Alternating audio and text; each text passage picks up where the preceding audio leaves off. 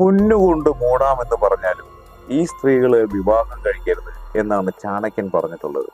എന്നാൽ അത്തരം സ്ത്രീകൾ ഏതൊക്കെയെന്നുള്ളതാണ് നമ്മൾ ഇന്ന് ഈ വീഡിയോയിലൂടെ നോക്കാൻ വേണ്ടി പോകുന്നത്.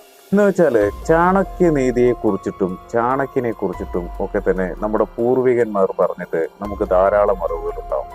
പക്ഷെ ഏറെ പ്രശസ്തമായിട്ടുള്ള ഒന്നാണ് ചാണക്യ തന്ത്രം എന്ന് പറയുന്നത്. വളരെയധികം കൂർമ്മ ബുദ്ധിയുള്ള ഒരു തന്ത്രശാലി കൂടിയായിരുന്നു ചാണക്യൻ എന്ന കഥാപാത്രം. ശരിക്കും പറഞ്ഞാൽ ചന്ദ്രഗുപ്തന്റെ ഭരണസഭയിലെ പ്രധാനികളിൽ ഒരാളായിരുന്നു ചാണക്യൻ എന്ന് പറയുന്നത്. വളരെയധികം ദീർഘവീക്ഷണത്തോടെ കാര്യങ്ങളെയെല്ലാം കൈകാര്യം ചെയ്തിരുന്നു എന്നുള്ളതാണ് അദ്ദേഹം. മാത്രമല്ല ഇദ്ദേഹത്തിന്റെ ചാണക്യനീതി എന്ന ഗ്രന്ഥം തന്നെ വളരെയധികം പ്രശസ്തി ആർജിച്ചിട്ടുള്ള ഒന്നാണ്.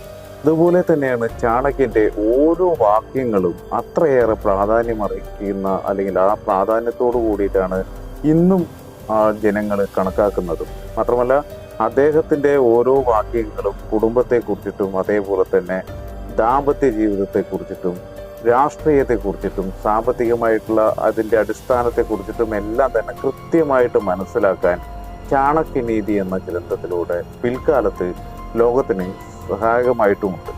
അതുപോലെ തന്നെയാണ് വിവാഹ ബന്ധത്തെക്കുറിച്ചിട്ട് ചാണക്യനീതിയിൽ ചില കാര്യങ്ങൾ പ്രതിപാദിച്ചിട്ടുണ്ട്.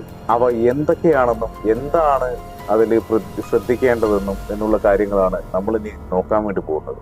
നമ്മൾ വിവാഹം കഴിക്കാൻ വേണ്ടി പോകുന്ന ഒരാളാണെങ്കിൽ, അങ്ങനെ ഒരു വ്യക്തിയാണെങ്കിൽ ഒരു സ്ത്രീയുടെ സ്വഭാവത്തെ നോക്കി വേണം വിവാഹം കഴിക്കാൻ എന്നാണ് ചാണക്യൻ പറയുന്നത്.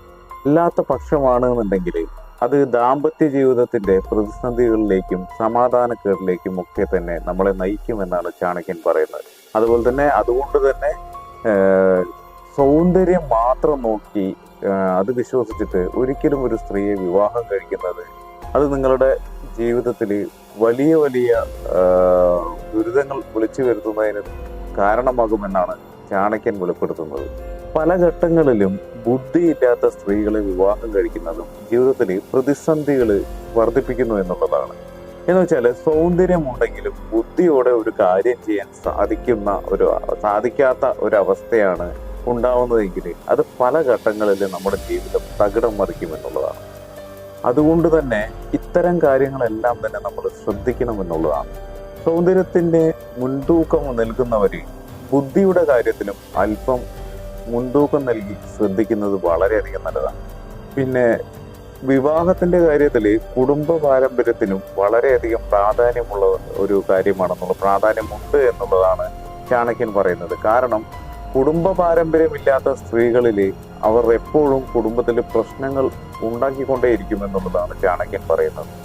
അങ്ങനെ സംഭവിച്ചാൽ അത് ജീവിതത്തിൽ സമാധാനക്കേടിലേക്ക് എത്തുന്ന ഒരു അവസ്ഥ ഉണ്ടാക്കി തീർക്കുമെന്നുള്ളതാണ് ചാണക്യ തന്ത്രത്തിൽ ചാണക്യൻ എടുത്തു പറയുന്ന ഒരു കാര്യമെന്നത്.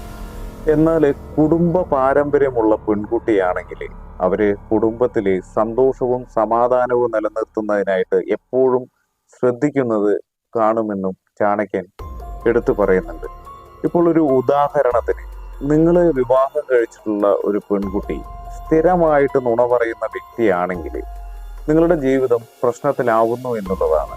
അതുകൊണ്ട് തന്നെ വിവാഹം കഴിക്കുന്ന പെൺകുട്ടി നുണ പറയാത്ത വ്യക്തിത്വമുള്ള ഒരാളാണെന്നുള്ളത് ഉറപ്പാക്കണമെന്നാണ് ചാണക്യനീതിയിൽ പ്രതിഫലിച്ചിരിക്കുന്നത്. അല്ലാത്ത പക്ഷം അത് നിങ്ങളുടെ ജീവിതത്തിൽ ഉയർത്തുന്ന വെല്ലുവിളികൾ നിസ്സാരമല്ല, ജീവിതം തന്നെ പ്രതിസന്ധിയിലേക്ക് എത്തുന്നതിന് അത് കാരണമാകും.